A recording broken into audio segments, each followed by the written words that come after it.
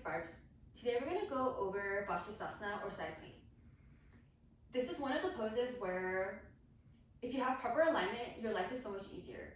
If you don't have proper alignment, your body will be overextending itself to offset all the imbalances that you have, because technically you're on one foot and one arm, so you're balancing. So every time every time you are not in alignment, your body has to overcompensate by using strength, which means you'll get tired out easily.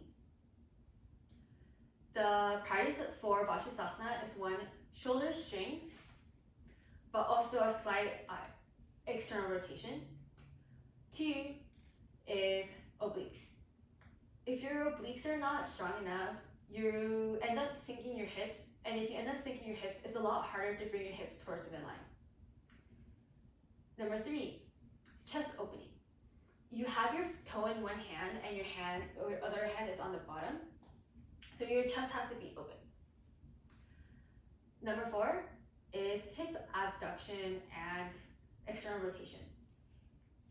The foot that's in the air is actually the leg is in an external rotation, because if you externally rotate your toes and then abduct, you can get much higher than if you were not to do it. The poses and drills that can help you get into vasisthasana or get you deeper is 1, easy twist.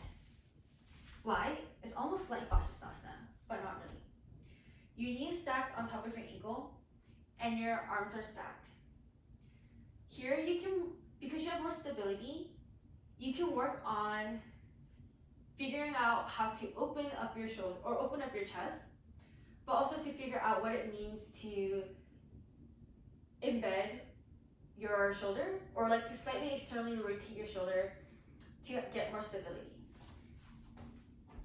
If you internally rotate your shoulder, you are bringing your shoulder blade away from your ribcage or creating space, which makes the pose less stable, as opposed to if you bring your shoulder head back and down, like away from your ears, you're closing off the space and providing more stability, which makes it easier for you to hold vasisthasana and also reduces the likelihood of getting an injury. And lastly, by having a slight twist, you're engaging the muscles that your spine needs in order to stabilize it. So the more stable or support your spine feels, the easier it is for a bunch of other poses that require your spine to not be in neutral. Your obliques also stabilize your core too, or stabilize your spine. So it's a very light way for you to help work your side bend. Number 2 is vasisthasana modifications and variations. Having your foot in front of your hips is a much better modification than having your lower leg on the floor or your lower knee. Here, you're still working the full length of your body, but once you lower your knee, you're not really getting the full benefit. And here, you can also work on a slightly harder version of opening up your chest and embedding your shoulder compared to if you were in an easy twist. You can do hip lifts here to help work out your obliques. And if this is too much for your shoulder and your wrist, you can also go down onto your forearm, which makes it easier. Another drill you can do is when you're in a forearm plank, this one it doesn't matter if your bottom knee is down, is to do crunches. But make sure your toe is pointing towards the sky. Here you're in external rotation and abduction every time you crunch, but also your obliques are working as well. So you're strengthening the muscles that you need to hold yourself up in vasisthasana. The third pose is stretching out your adductors. Here, we are getting stronger in our abductions, but if you don't lengthen our adductors, we might not actually get the abduction we needed because this is too tight. So we need to lengthen our inner thighs. One of my favorite ways to do it is wide-legged forward fold with a twist.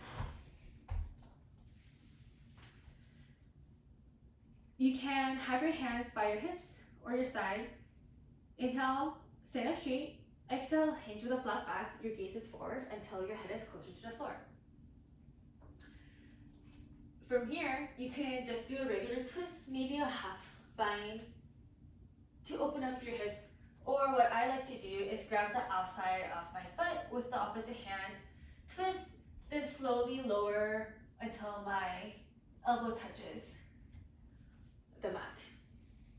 Then I'm also working on a twist, but also working on my inner thighs. Another one is skandasana. This one, if your ankle is not that flexible, feel free to get a block and sit on it, or put your hands in front for balance. But moving side to side strengthens and lengthens your inner thighs. So it can help you get into a better vasisthasana. So now we have the drills and the parties to put it all together.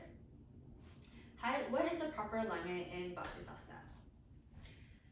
It's slightly easier if your stance in vasisthasana is a little bit longer than a regular plank, because then instead of pushing straight down, if your shoulder is slightly not stacked or slightly behind your wrist, pushing a little bit outwards rather than straight down can help you with your stability, but also help you open up your chest and then bend your shoulder or like roll your shoulders away from your ears. So if this is a regular plank and you roll over, I always move my feet maybe an inch or so.